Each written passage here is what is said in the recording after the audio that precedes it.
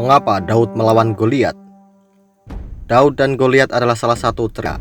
Saya rasa dia sendiri mungkin melihat dirinya sebagai Daud, orang yang memulai dari nol, namun naik untuk bersaing menghadapi raksasa-raksasa bisnis.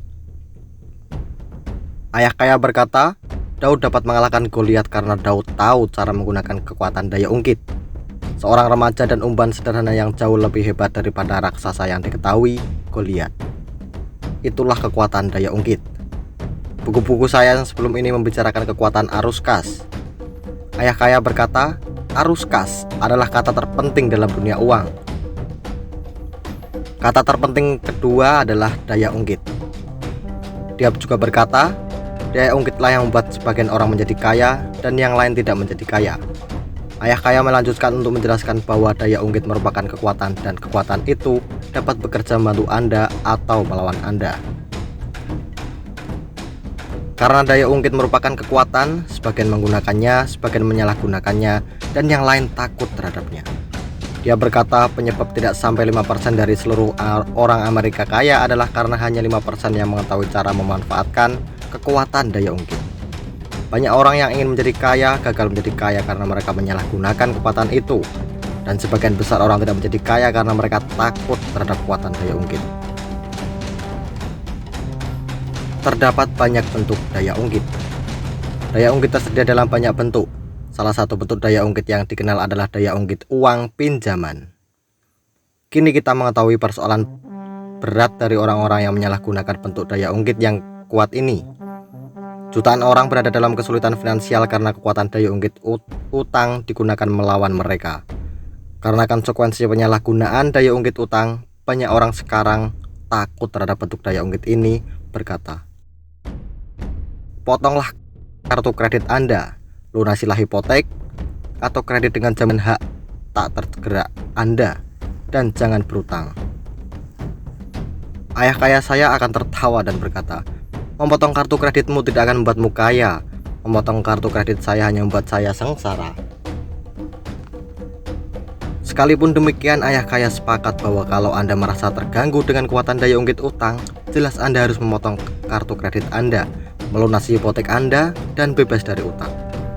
Dia berkata, memberikan kartu kredit kepada sebagian orang adalah seperti memberikan senjata berisi peluru kepada orang mabuk.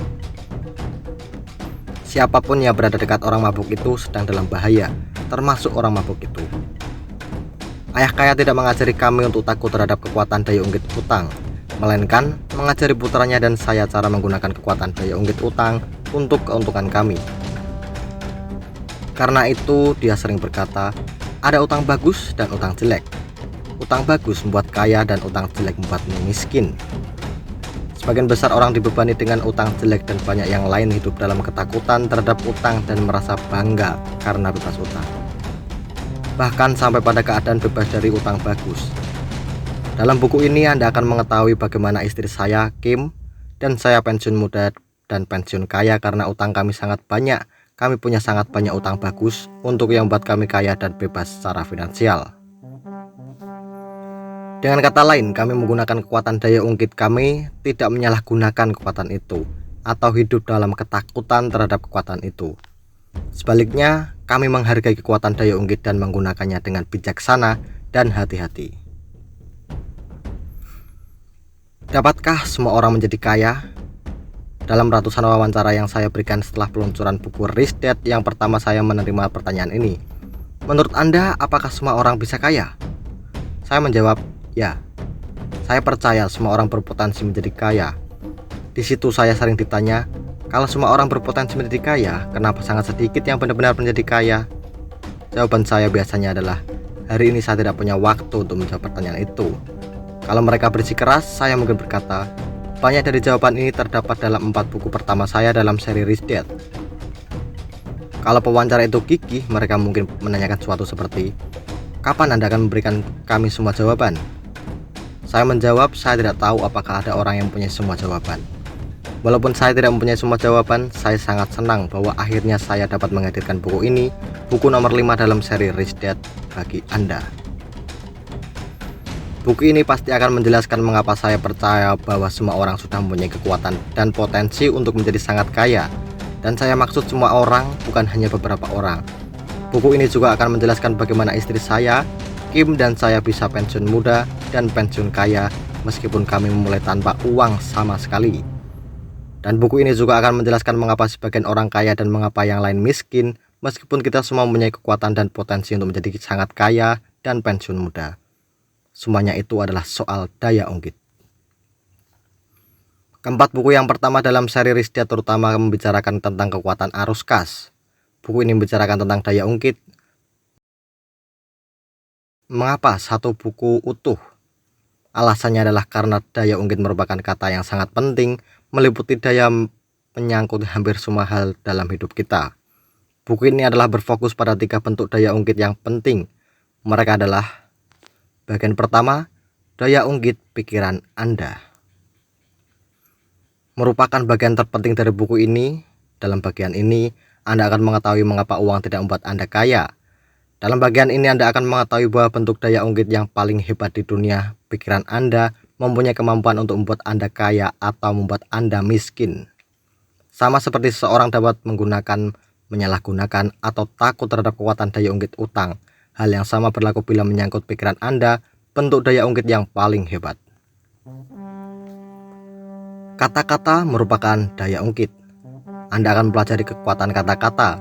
Ayah kaya selalu berkata, kata-kata merupakan daya ungkit. Kata-kata merupakan peralatan yang hebat.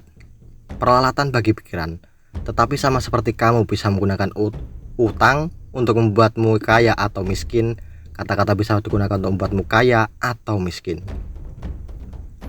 Dalam bagian ini Anda akan belajar tentang kekuatan kata-kata dan cara orang kaya menggunakan kata-kata kaya dan orang miskin menggunakan kata-kata miskin.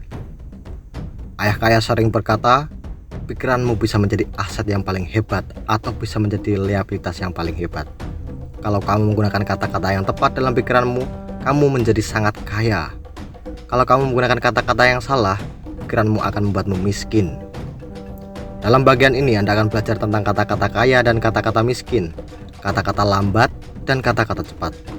Anda akan mengetahui mengapa ayah kaya berkata, tidak diperlukan uang untuk menghasilkan uang. Dia berkata, menjadi kaya dimulai dengan kata-katamu dan kata-kata itu gratis. Dalam Rich Dad Poor Dad, Anda mungkin sudah membaca bahwa ayah kaya melarang putranya dan saya berkata, saya tidak sanggup membelinya.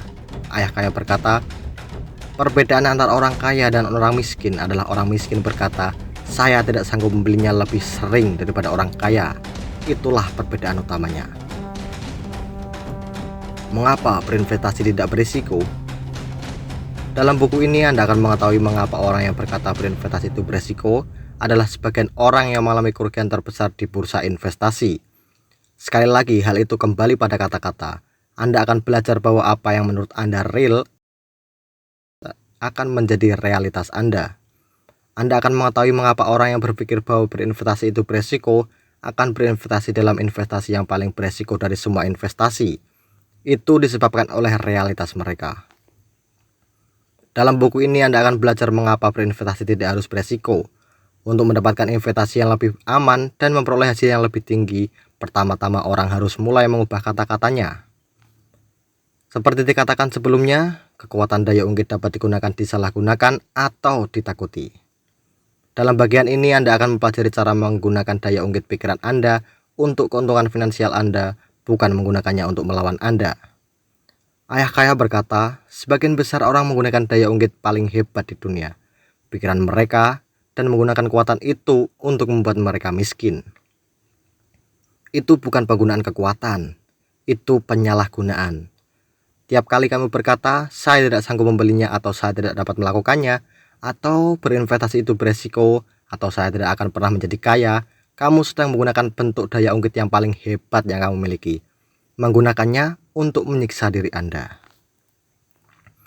Kalau Anda ingin pensiun muda dan pensiun kaya, Anda perlu menggunakan pikiran Anda untuk keuntungan Anda, bukan melawan Anda.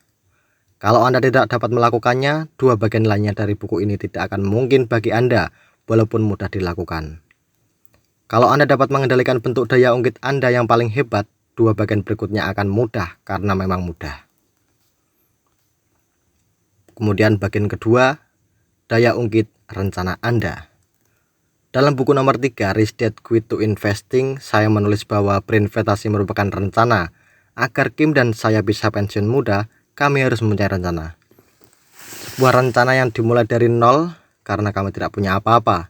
Rencana itu mempunyai akhir atau jalan keluar dan juga mempunyai batas waktu. Batas waktu kami adalah 10 tahun atau kurang. Kami mencapainya dalam 9 tahun, pensiun pada 1994. Saya berumur 47 dan Kim 37. Walaupun kami memulai dari nol, kami keluar dengan penghasilan sekitar $85.000 hingga $120.000 per tahun, tergantung pasar tanpa bekerja. Penghasilan kami sekarang semata-mata berasal dari investasi kami. Meskipun mungkin itu bukan jumlah uang yang besar, kami bebas secara finansial karena pengeluaran kami kurang dari $50.000 per tahun. Kami pensiun muda agar menjadi kaya. Salah satu manfaat pensiun muda adalah sekarang kami punya waktu luang untuk menjadi kaya. Majalah Forbes mendefinisikan kaya sebagai memiliki penghasilan $1 juta per tahun. Dengan kata lain, menurut Forbes kami belum kaya saat kami pensiun. Mengetahui hal itu, salah satu alasan untuk pensiun muda adalah agar kami bisa punya waktu untuk menjadi kaya. Setelah pensiun, rencana kami adalah menghabiskan waktu untuk berinvestasi dan membangun bisnis. Kini, selain mempunyai saham real estate besar, kami telah mendirikan perusahaan penerbitan, perusahaan pertambangan, perusahaan teknologi, dan perusahaan minyak sekaligus berinvestasi di bursa saham. Seperti sering dikatakan ayah kaya, persoalan dengan mempunyai pekerjaan adalah bahwa hal itu menghalangi seorang untuk menjadi kaya. Dengan kata lain, kami pensiun muda supaya kami punya waktu untuk menjadi kaya. Kini penghasilan per tahun kami dari berbagai investasi dan bisnis mencapai jutaan dolar dan terus meningkat dengan mantap, bahkan setelah kejatuhan bursa saham. Semuanya berjalan menurut rencana. Dalam buku nomor 3, Rich Dad Quit to Investing, saya menulis bahwa sebagian besar orang punya rencana untuk menjadi miskin. Itu sebabnya sangat banyak orang berkata, kalau saya pensiun, penghasilan saya akan berkurang. Dengan kata lain, mereka sedang mengatakan, saya berencana untuk bekerja keras seumur hidup, kemudian saya akan menjadi lebih miskin setelah pensiun. Mungkin itu merupakan rencana yang tepat pada era industri, tapi itu merupakan rencana yang sangat buruk pada era informasi. Jutaan pekerja sekarang bergantung pada rencana pensiun mereka. Rencana-rencana seperti 401k, IRA, superannuation di Australia, RRSP di Kanada, dan rencana-rencana lain yang dipersiapkan untuk pensiun mereka. Rencana-rencana ini saya sebut sebagai rencana pensiun era informasi. Saya menyebutnya demikian karena pada era informasi, para karyawan kini bertanggung jawab terhadap pensiun mereka. Pada era industri, perusahaan atau pemerintahan yang akan memenuhi kebutuhan finansial Anda setelah masa kerja Anda berakhir. Terdapat kesalahan tragis dalam bencana pensiun era informasi ini. Kesalahan itu adalah bahwa sebagian besar dari rencana-rencana ini dikaitkan dengan bursa saham, dan seperti mungkin sudah Anda perhatikan, harga saham naik dan harga saham turun. Saya terkejut ketika menyadari bahwa berjuta-juta orang yang bekerja keras sekarang mempertaruhkan masa depan finansial dan jaminan finansial mereka pada bursa saham. Apa yang akan terjadi dengan para pekerja ini jika misalnya mereka berumur 85 tahun, rencana pensiun mereka sudah tidak ada, entah karena habis, pencurian, atau kejatuhan bursa saham? Apakah Anda akan berkata kepada mereka, carilah pekerjaan dan mulailah menabung untuk pensiun? Itu sebabnya saya khawatir, dan karena itu saya menulis dengan mengajar. Saya berpendapat kita perlu mendidik dengan lebih baik dan mempersiapkan orang-orang dengan lebih baik pada era informasi, era di mana kita semua perlu mengetahui jauh lebih banyak tentang uang. Era di mana kita semua perlu lebih bertanggung jawab dalam hal keuangan dan tidak terlalu tergantung pada perusahaan atau pemerintahan untuk mencukupi kebutuhan kita ketika masa kerja kita berakhir. Perhatikan saja angka-angka. Sebelum tahun 2010, orang pertama dari 75 juta baby boom, atau yang disebut orang yang lahir pada masa ledakan bayi setelah Perang Dunia Kedua, akan mulai pensiun. Pada tahun-tahun berikutnya, katakanlah masing-masing dari 75 juta orang ini mulai mengambil $1.000 saja per bulan dari rencana pensiun yang dijanjikan pemerintah yang iurannya setelah telah mereka bayar dan $1.000 per bulan lagi dari pasar uang. Kalau matematika saya benar, 75 juta kali $1.000 sama dengan 75 miliar per bulan dari program pemerintah dan $75 juta lagi dari pasar uang. $75 miliar keluar dari pemerintah dan dari pasar uang akan memberikan impact yang dramatis pada kedua institusi itu. Apa yang akan dilakukan pemerintah? Menaikkan pajak. Apakah yang akan dilakukan pasar uang bila $75 miliar keluar dari pasar bukannya masuk? Menyerahkan Anda untuk membeli dan menyimpan, berinvestasi dalam jangka panjang, dan mengubah portofolio Anda. Akankah para penasihat keuangan tetap mengatakan harga saham secara rata-rata selalu naik? Saya tidak punya bola kristal dan saya tidak berlagak memprediksi masa depan. Tetapi saya dapat mengatakan sebanyak ini. Gabungan $150.000 miliar yang keluar dari dua institusi besar ini bukannya masuk dan menimbulkan sedikit gejolak ekonomi. Rencana lama dari ekonomi lama akan menyebabkan jutaan orang mengalami kesulitan finansial setelah masa kerja mereka berakhir. Jutaan orang di Amerika tidak punya rencana pensiun perusahaan atau rencana pensiun pribadi. Apakah yang akan mereka lakukan? Mencari pekerjaan? Bekerja seumur hidup? Tinggal bersama anak-anak atau cucu-cucu mereka?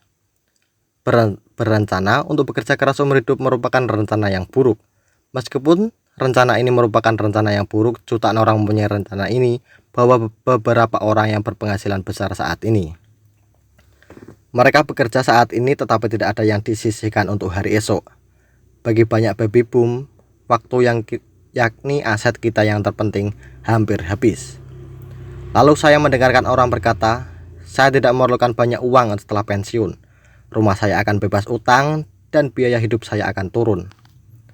Meskipun benar bahwa biaya hidup Anda akan turun, yang akan naik adalah biaya kesehatan Anda. Biaya obat-obatan, kesehatan, dan perawatan gigi sudah sangat mahal bagi banyak pekerja. Apa yang akan terjadi bila industri kesehatan dihadapkan pada jutaan pensiun yang memerlukan pemeliharaan kesehatan untuk hidup, tetapi tidak punya uang untuk membayar? Dan jika Anda percaya bahwa Medicare atau program pemerintah Amerika Serikat yang menyediakan perawatan kesehatan, terutama bagi orang-orang tua, menyelamatkan Anda, maka Anda mungkin percaya pada kelinci Paskah, atau disebut dongeng tentang kelinci yang membawa keranjang telur warna-warni untuk anak-anak pada hari Paskah. Mungkin karena itu, Alan Greenspan, ketua Federal Reserve Board, Dewan Bank Sentral Amerika Serikat, baru-baru ini mengatakan di televisi, kita perlu mulai mengajak melek finansial di sekolah-sekolah. Kita perlu mengajaknya anak-anak kita mencukupi kebutuhan diri sendiri secara finansial, bukannya mengajarkan mereka untuk mengharapkan pemerintah atau perusahaan tempat kerja mereka mencukupi kebutuhan mereka setelah pensiun. Jika Anda ingin pensiun muda dan pensiun kaya, Anda memerlukan rencana yang lebih baik daripada yang dimiliki sebagian orang. Bagian 2 adalah tentang daya ungkit, sangat penting untuk mempunyai rencana pensiun muda dan pensiun kaya. Bagian 3, daya ungkit tindakan Anda. Ada cerita yang sering digunakan tentang 3 ekor burung yang hinggap di atas pagar. Pertanyaannya adalah, bila 2 ekor burung memutuskan untuk terbang, berapa ekor burung yang tersisa?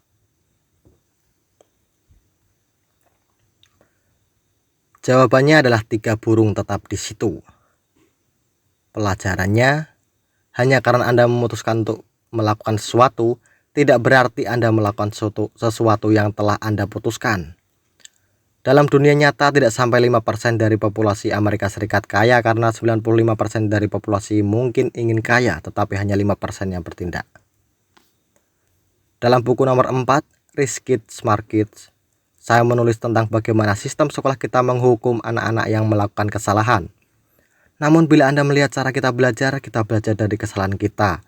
Sebagian besar dari kita belajar naik sepeda dengan berkali-kali jatuh. Kita belajar berjalan dengan berkali-kali jatuh, lalu kita pergi ke sekolah dan kita diajar untuk tidak jatuh. Kita diajar bahwa orang yang jatuh adalah orang yang bodoh. Kita diajar bahwa orang pandai adalah orang yang duduk seperti 3 ekor burung di atas pagar yang menghafal jawaban yang benar. Tidak heran mengapa 5% orang Amerika menjadi kaya. Jika Anda melihat beberapa orang terkaya di dunia, orang-orang seperti Bill Gates, pendiri Microsoft, Michael Dell, pendiri Dell Computer Corporation, Ted Turner, pendiri CNN, Henry Ford, pendiri Ford Motor Company, dan Thomas Edison, pendiri General Electric. Mereka semua tidak lulus kuliah. Saya tidak mengatakan bahwa sekolah jelek. Pada era informasi, sekolah dan pendidikan lebih penting dibanding sebelumnya.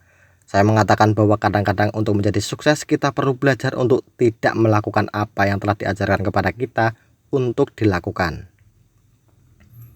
Jika Anda ingin lebih sukses, cukup perhatikan bagaimana anak-anak belajar dari tirulah mereka. Salah satu yang harus saya pelajari adalah bagaimana mengatasi ketakutan untuk melakukan kesalahan, ketakutan untuk jatuh, dan ketakutan untuk malu. Sebagian besar anak kecil tahu bagaimana melakukan secara alamiah, tetapi kemudian kita mengajarkannya untuk tidak melakukannya di sekolah. Jika saya belum bisa belajar cara melakukan kesalahan, belajar cara jatuh, belajar cara mengatasi rasa malu saya belum bisa pensiun muda dan pensiun kaya. 3 hal mudah yang dapat dilakukan semua orang untuk menjadi kaya. Saya selalu mengatakan bahwa yang harus Anda lakukan untuk menjadi kaya itu sederhana dan mudah. Hampir semua orang dapat melakukannya. Saya senang berbagi buku ini karena bagian 1 dan 2 mempersiapkan Anda untuk melakukan hal-hal sederhana yang perlu Anda lakukan jika Anda ingin pensiun muda dan pensiun kaya. Pada bagian 3, saya akan membahas hal-hal sederhana dan mudah yang dapat dilakukan oleh sebagian besar orang untuk menjadi kaya. Saya akan membahas 3 aset utama yang membuat orang kaya dan memungkinkan mereka untuk pensiun muda. Ketiga aset itu adalah: pertama, real estate; kedua, aset kertas; ketiga, bisnis. Pada bagian 3, Anda akan mempelajari apa yang dapat Anda lakukan untuk mulai memperoleh ketiga aset yang sangat penting ini. Yang membuat Kim dan saya bisa pensiun muda dan pensiun kaya adalah karena kami menghabiskan waktu kami untuk memperoleh aset, bukannya bekerja untuk memperoleh uang. Kalau Anda dapat membaca buku ini, Anda dapat melakukan langkah-langkah tindakan sederhana itu untuk memulai perolehan ketiga aset penting ini. Aset yang dimiliki oleh 5% populasi. Saya menjanjikan bahwa Anda dapat melakukan langkah-langkah tindakan itu, tetapi Anda perlu membaca 2 bagian pertama dari buku ini. Kalau Anda tidak membaca 2 bagian pertama, kemungkinan Anda tidak dapat melakukan langkah-langkah tindakan itu, meskipun langkah-langkah itu mudah dilakukan. Seperti dikatakan ayah kaya kepada saya bertahun-tahun yang lalu, menjadi kaya dimulai dengan pola pikir yang benar, kata-kata yang benar, rencana yang benar. Setelah kamu memilikinya, langkah-langkah tindakannya mudah. Jadi mengapa Daud melawan Goliat? Jawabannya ayah kaya untuk pertanyaan ini adalah Daud melawan Goliat supaya dia dapat melawan raksasa di dalam dirinya sendiri. Dia juga berkata, di dalam diri kita masing-masing terdapat seorang Daud dan seorang Goliat. Banyak orang tidak sukses dalam kehidupan karena dia lari ketika bertemu Goliat. Tanpa Goliat, Daud tidak akan pernah menjadi tokoh besar umat manusia. Ayah kaya menggunakan kisah ini untuk menginspirasi putranya dan saya agar menjadi raksasa finansial. Dengan kata lain, sebagai ganti pembunuh raksasa, ayah kaya menginspirasi kami agar menjadi raksasa-raksasa. Buku ini bercerita tentang menjadi bebas secara finansial. Kim dan saya mencapai kebebasan itu dengan memiliki atau membangun aset. Aset yang bekerja keras sehingga kami tidak harus bekerja. Setelah bebas, kami cukup melanjutkan membangun portofolio kami dari 3 golongan aset itu, yaitu bisnis, aset kertas, dan real estate menjadi portofolio raksasa. Kami pensiun muda dan menjadi semakin kaya dengan menggunakan semua daya ungkit yang dapat kami gunakan untuk membangun aset-aset ini. Kini aset-aset itu memberikan penghasilan yang semakin banyak sementara kami bekerja semakin sedikit.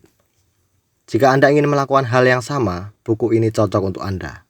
Buku ini ditulis untuk menolong Anda menemukan kebebasan finansial Anda sendiri.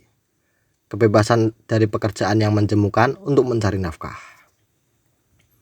Sebagai penutup, Daud menjadi tokoh besar dengan menggunakan semua daya ungkit yang dapat dia gunakan. Anda dapat melakukan hal yang sama. Buku ini adalah tentang menampilkan raksasa di dalam diri Anda.